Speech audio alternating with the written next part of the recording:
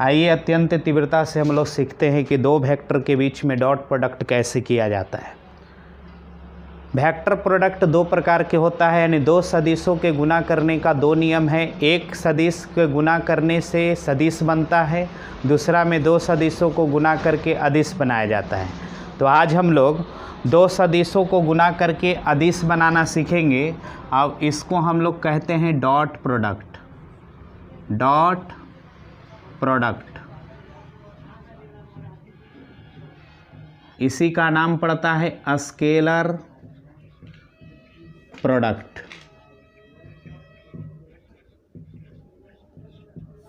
अदिश गुना, हिंदी भाषा में इसको हम लोग अदिश गुना के नाम से जानते हैं।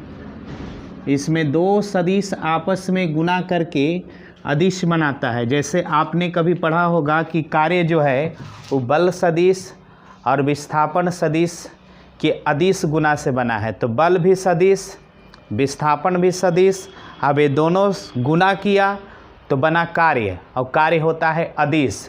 यानी इसमें हम लोग दो सदिश आपस में गुना करते हैं, अब एक नया राशि बनाते हैं। जो नया राशि बनता है वह अदिश होता है। तो कैसे किया जाता है इस पर हम थोड़ा सा विचार करते हैं। तो देखो मान लो कि हमारे पास दो वेक्टर है। एक वेक्टर का नाम है ए वेक्टर, अब ये हमारा दूसरा वेक्टर है बी वेक्टर। अब इनके बीच में एंगल प्राप्त हो रहा है थीटा। तो हम विशेष लॉजिक पर नहीं जाएंगे, सीधा हम लिखेंगे कि A vector dot B vector हमको तैयार करना है। तो ए वेक्टर और बी वेक्टर के बीच में डॉट लगा देंगे। अब इसका सीधा फार्मूला लिख डालेंगे, ए की लंबाई गुने बी की लंबाई इंटू कॉस थीटा। तो इधर का ए भी वेक्टर है और बी भी वेक्टर है, लेकिन इधर बनने वाला राशि स्केलर हो गया।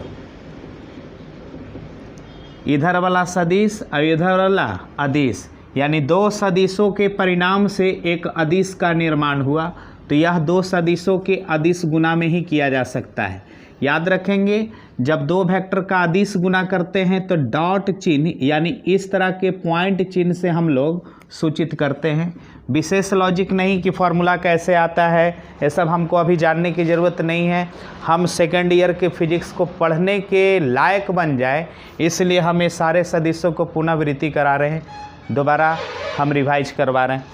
तो A vector dot B vector अगर लिखना हो तो कितना लिखेंगे, तो ए बी कॉस थीटा, ये याद रखना। अब इसमें एक स्पेशल कंडीशन ज़रूर याद रखना कि यदि थीटा इक्वल टू 90 डिग्री हो जाए, यानी ए वेक्टर बी वेक्टर पर लंबवत हो जाए,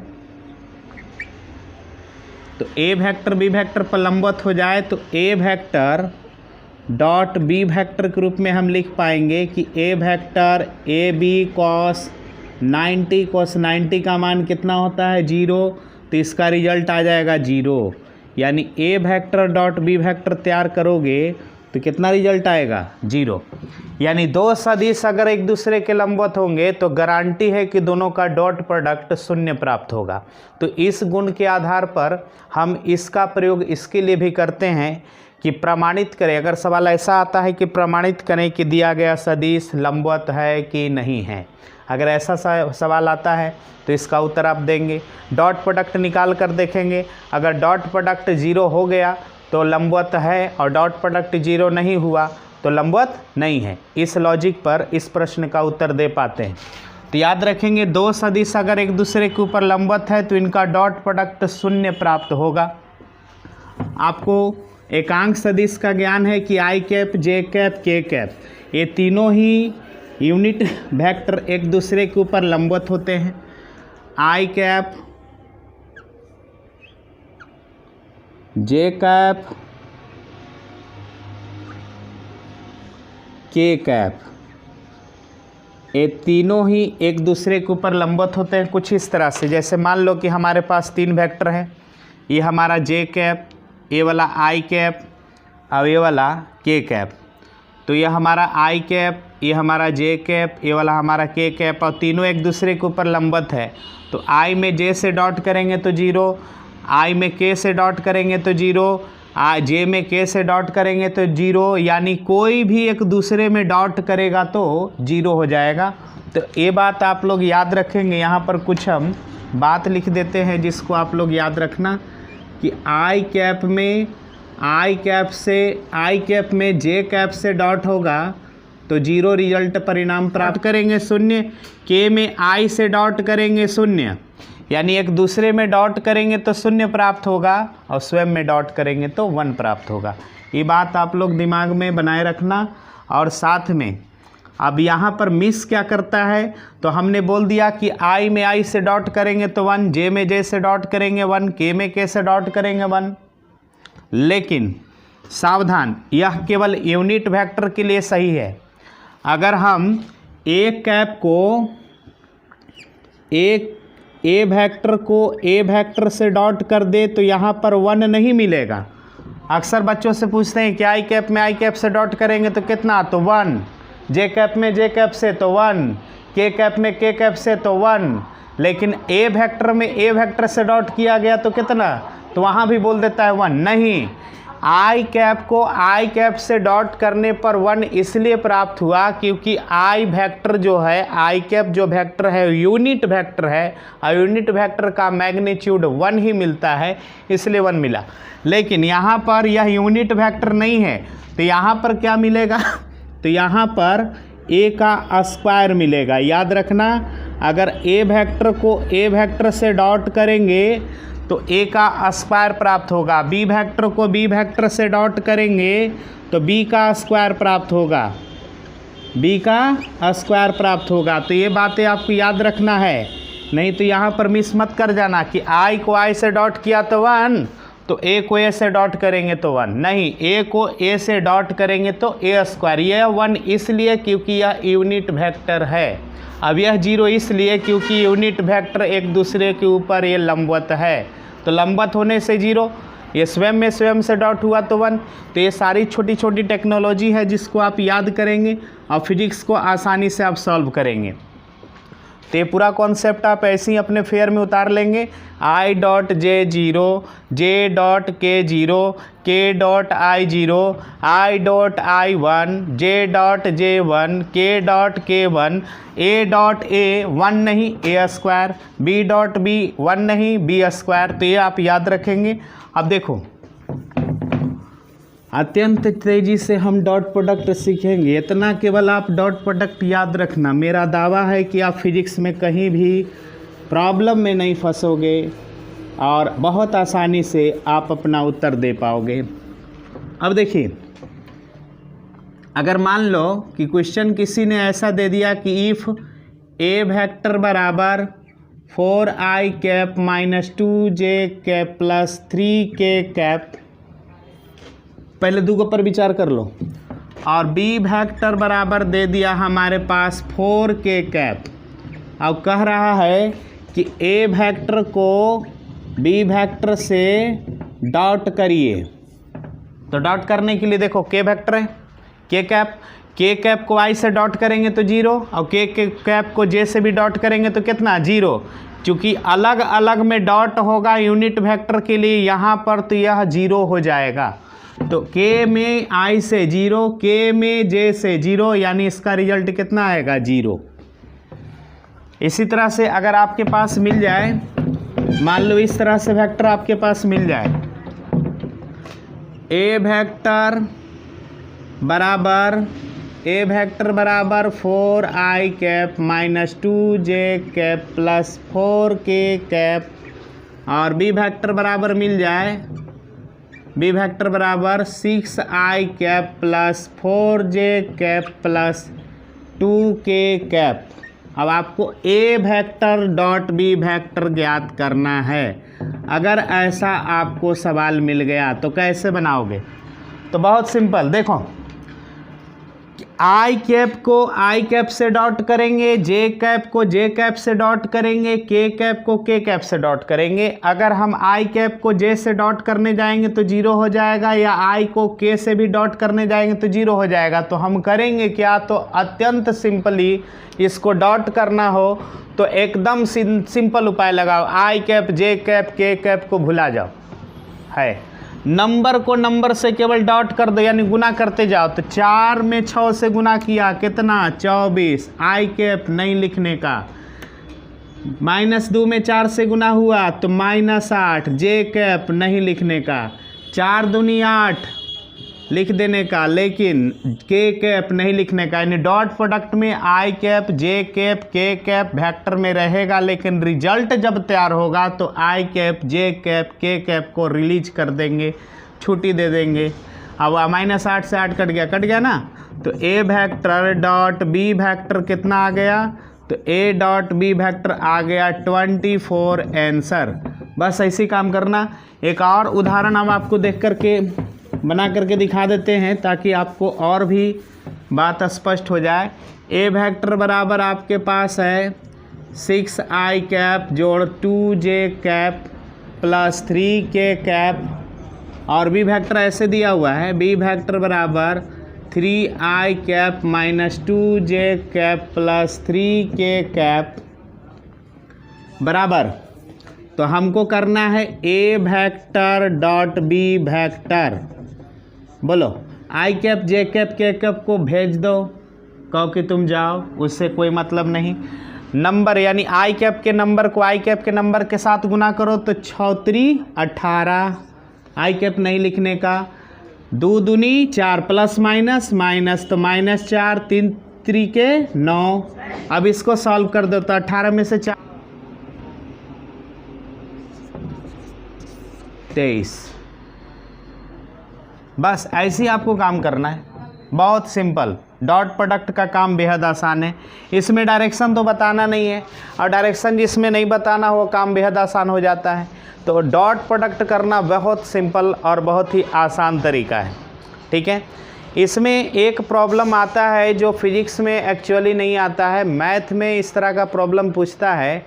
वो प्रॉब्लम हम बना करके आपको दिखाते हैं। क्वेश्चन कहेगा, वो क्वेश्चन को हम आपको बना देते हैं, कैसे बनाना पड़ेगा उसका आप पूरा तौर तरीका देख लो। क्वेश्चन आपको ऐसा रहेगा कि find the angle between 2 vectors. Question ऐसा रहेगा, फाइंड द एंगल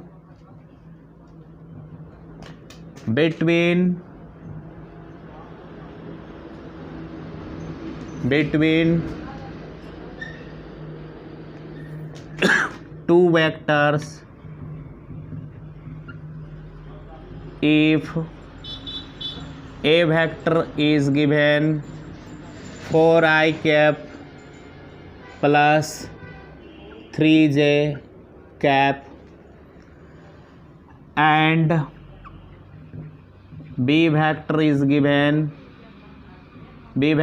given 6 या 2i cap plus 4j cap. अब आपको कह रहा है कि ए वेक्टर और बी वेक्टर, 2 वेक्टर दिया हुआ है, एक वेक्टर दिया हुआ है ए वाला। ए वेक्टर आपके पास है, एक वेक्टर है हमारे पास ए वाला। ए वेक्टर बराबर 10 4i cap plus 3j cap, और बी वेक्टर बराबर 10, बी वेक्टर बराबर 2i cap plus 4j cap. अब इनके बीच में एंगल बताना है। तो ये मज़ेदार क्वेश्चन है। अब इस क्वेश्चन को हम लोग बनाते हैं। तो देखो, इस तरह के प्रॉब्लम को बनाने के लिए आपको करना क्या होगा?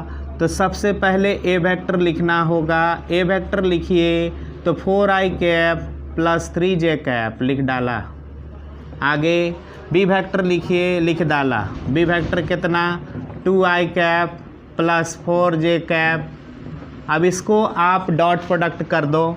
तो डॉट प्रोडक्ट करोगे तो ए वेक्टर को डॉट करोगे बी वेक्टर के साथ, तो कितना हो जाएगा? तो 4 दूनी 8, आई कैप हटा देने का, 4 तिहाई 12 लिख देने का। तो A vector dot B vector हमारे पास एक बहुत प्यारा सा आंसर आ चुका है, लेकिन यह 20 है, यह पूरा फाइनल आंसर नहीं है। ये तो पूछा नहीं कि A vector dot B vector कितना। अगर ये पूछता तो यहीं पर हमारा खेल ख़त्म। लेकिन हमको पूछ रहा है कि ए और बी वेक्टर के बीच में एंगल निकालना है। एंगल कैसे निकालें? ए वेक्टर डॉट बी वेक्टर निकाल के रख दिया, 20 आया। इसको आप मान कर रखना कि यह हमारा काम पहला है, समीकरण फर्स्ट। नहीं होना चाहिए कोई कष्ट। आगे बढ़िए। अब ए का मान निकालना, तो ए का मान निकालने का तरीका है कि ए वेक्टर अगर आई कैप जे कैप के कैप के फॉर्म में हो, अब ए का मान बताना है, लंबाई बताना है, तो केवल नंबर स्क्वायर जोड़ निकालते हो, बहुत बार काम किए हैं। तो 4 का स्क्वायर प्लस 3 का स्क्वायर बोले तो 16 प्लस 9 यानी यह 25, 25 का वर्गमूल 5 डायरेक्ट लिख दिया। बी का भी निकालो, तो बी का मान निकालो, बी का मान निकालो तो 2 का स्क्वायर 2 का स्क्वायर 4 का स्क्वायर 4 का स्क्वायर कितना हुआ, तो यहाँ पर हो गया 2 का स्क्वायर 4 और 4 का स्क्वायर 16 अंडर रूट 20। चलिए A vector dot B vector एक बार निकाल चुके हैं कितना 20। ए का मान निकल के आया है 5, बी का मान निकल कर आया है बी अंडर रूट 20। अब हम क्या करें, अब हम ये करेंगे कि इधर पहले हम बोर्ड साफ़ करेंगे। ऐसे पहले ऐसे बोर्ड साफ़ करना पड़ता है, तो ऐसे बोर्ड साफ़ कर देना। हाँ, फिर इसके बाद क्या करना कि आप ए वेक्टर डॉट बी वेक्टर 20 निकाले हो, ये डायरेक्ट निकालो, एक बार फार्मूला से निकालो। तो लिखो पुनः ए वेक्टर डॉट बी वेक्टर का वैल्यू, तो आपको पढ़ा है अभी कि ए बी कॉस थीटा। चलिए A vector dot B vector निकाल के रखे हो 20, यहाँ रख दो 20, रख दिया सर। ए का मान बताओ, ए का मान 5 है, रख दो, रख दिया। बी का मान बताओ, तो बी का मान 20 है अंडर रूट में, तो अंडर रूट 20 रख दिया। इधर क्या रख दे सर, तो कॉस थीटा छोड़ दो, रख दिया। ए का मान रखा, ए डॉट बी वेक्टर निकाल के रखे थे 20। अच्छा, ए का मान निकाल के रखे थे 5, बी का मान निकाल के रखे थे अंडर रूट 20, सब का मान रख दिया। अब फिर इसके बाद बोर्ड को ऐसे साफ़ किया, ऐसे प्यार से, ऐसे, हाँ बहुत बढ़िया, ऐसे प्यार से बोर्ड साफ़ करना है और बोर्ड साफ़ करने के बाद आगे बढ़ जाना है। अब देखिए मज़ा आएगा। जो ज़्यादा मात्रा में है कहेंगे कि बाएं आ जाओ, जो कम मात्रा में है कहेंगे कि दाएं चले जाओ। जो निकालना हो वो बाएं तरफ लिखना, क्योंकि कोई भी सवाल सॉल्व करना बाएं हाथ का खेल है, बशर्ते कॉन्सेप्ट तगड़ा होना चाहिए। तो ये बाएं हाथ का खेल है, इसको निकालना है, बाएं तरफ रखो, इसको दाएं तरफ रखो, रख दो। तो 5 रूट 20 बराबर, सॉरी यहाँ पर देखो, ये वाला इधर लिख दो, 5 रूट 20 कॉस थीटा बराबर 20।